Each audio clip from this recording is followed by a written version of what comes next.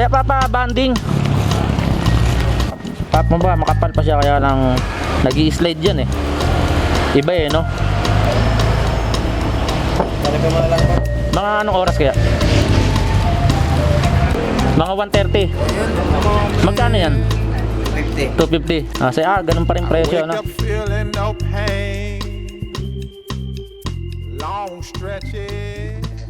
So guys, good morning. Samahan nyo ako ngayon at magpapariban tayo ng clutch shoe ng ating Yamaha Mio Gravis. So guys, ito yung ating clutch shoe. Kung mapapansin nyo guys, makapal pa siya. Kaya lang, sa sobrang tagal na ginamit natin, hindi siya napudpod. Ibig sabihin ay hindi siya makapit. Dadalhin natin siya sa may rebonding shop dito sa may highway ng Morong Rizal. So samahan nyo ako guys. So guys, sana bukas yung rebonding shop dito sa may highway ng Lagundi. Kasi last time guys, yung nakalagay rito sa ginagamit natin ngayon ay rebonded lang na clutch shoe. Kahit nakita natin na medyo makapal pa yung clutch shoe natin, ipaparebonding natin kasi halos ang tagal ko siyang ginamit guys, hindi man lang siya napudpod. Tapos halos 2 linggo lang dapat kailangan ko nang linisin yung natin, yung panggilid kasi nag-i-slide siya eh. Ang bala ko, kahit makapal pa, papalitan na natin ng lining. So dito lang yan, may mga 1 kilometro lang siguro or 2. Bali pa letterway itong crossing na to guys. Kapag kumanan ka dyan, papunta yan ng Kabayanan ng Baras, Tanay. Tapos itong highway ganun din, kaya lang highway siya ng Baras tsaka Tanay, tapos mga papunta ng Laguna. So ito guys, babaybayin na natin tong highway at medyo malapit na rin dito. Sa Sisio Lagundi lang naman. Bali pangalawang beses na ako magpapariband ng clutch rito guys. Parang 250 lang ata yung last na natin na rebonding rito. Kung bibili ka ng bago, nasa 400 ata. Kaya lang syempre, bago nyo ipapa-rebonding yung clutch nyo, check nyo rin yung butas ng yung pinaglalagyan ng clutch spring nya. Baka sira na, useless lang kasi walang kakapitan ng clutch spring. Na-check ko kanina, okay pa naman yung butas. Kaya papa-rebonding na lang natin para medyo makamura tayo.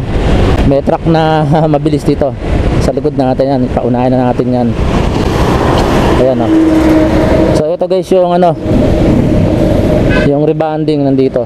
Tatakpan lang siya ng mga ng mga kotse. Yan, brake rebonding and clutch.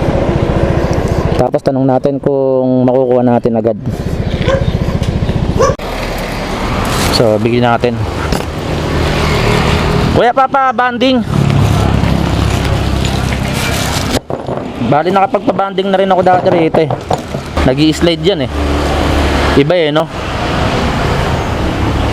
Talaga malang pa. Mga anong oras kaya? Siguro susundin nyo pa rin yung pinagkabitan niya, no? Susundin nyo pa rin ba? O medyo i-adjust nyo ng konti? Sigad eh. Pantay ko na lang dito. O, pantay mo na lang dyan para medyo malaki ha. 130. Mga 130. Magkano yan? 50. 250. Ganun pa rin presyo, no? Sige, balikan ko lang mamaya ha. So guys, babalikan na lang daw natin yung pinapabanding natin. Mga 130. So mag-ano pa lang, mag-alauna pa lang. Pero kung tuso yung tignan nyo guys, napakaganda pa rin naman tumakbo ng motor natin. Maganda pa rin yung hatak. Pero syempre, mas maganda kapag may nakareserba kang clutch shoe para kung sakaling maramdaman mo nagdradragging na tapos may isipan mo maglinis ng panggilid, at least may nakareserba ka na clutch shoe, di ba guys? Mas maganda na lagi na prepare ka para in case of emergency, hindi ka mabibigla na yung presyo na mapupunta mong mga shop ang mamahal kasi walang stock. So balikan na lang natin guys, uwi muna tayo ulit at magpahinga muna tayo sa bahay. Time check tayo. It's already 2:30 PM guys. 1:30 pinababalikan sa atin yung clutch shoe na ating pina-reband. So ipapakita ko sa inyo yung luma natin. So guys, ito yung lumang clutch shoe natin. Tanggalin natin. Mapakita ko sa inyo yan. Ito yung sinasabi ko sa inyo, yung kabitan ng clutch spring. Kapag ganyang busalsal na, yung halos konti na lang nakakapit, huwag nyo na ipapariband kasi sayang lang. At hindi rin nyo mapapakinabangan ng matagal. Ito yung ating luma na sobrang pudpud na, pero ito stock talaga to. Original siya na clutch shoe guys. At isa sa mga sign ng original, kapag may nakita kayong XD na nakasulat, so galing talaga siya sa stock original. Ang original na set nito ay nagkakahalaga ng nasa 700 to 800 yung set na tatlong clutch shoe guys. Yung atin ay 250 lang, so nakalis tayo ng halos malaking pera. So guys, yung nakalagay nga pala kasi natin dito ay rebanded rang.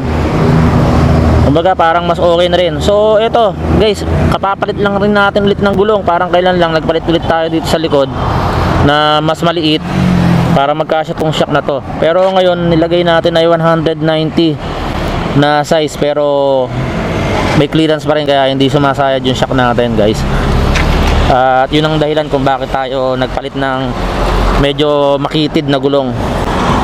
So maganda rin siya guys, oh. Champion yung tatak. Nakalagay na nakaraan dito Glory.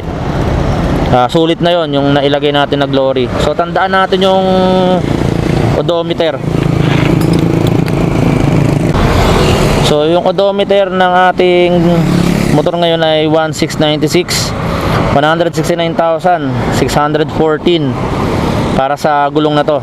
Kumbaga parang kasabay ng pagre-rebanding. Kumbaga hindi naman masama na gumamit tayo ng mga rebanded na clutch lining. Basta i-assure lang natin na yung pinagkakabitan ng yung butas na pinagkakabitan ng clutch shoe ay okay at mas mainam. So ipapakita ko sa inyo yung pinaka-stock na ano natin na clutch shoe mamaya pag-uwi. So guys, ito nakakuha na natin yung ating clutch shoe na pinariband. At ito mapapansin nyo yan, medyo nabago na yung kanyang pinaka-lining. Ayan na guys, medyo madilim na lang, no? Umuulan kasi kanina. Ayan, medyo ito pa yung pinakatatak ng kanilang lining.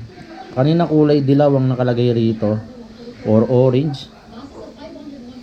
So pinalitan na nila. Ayan na.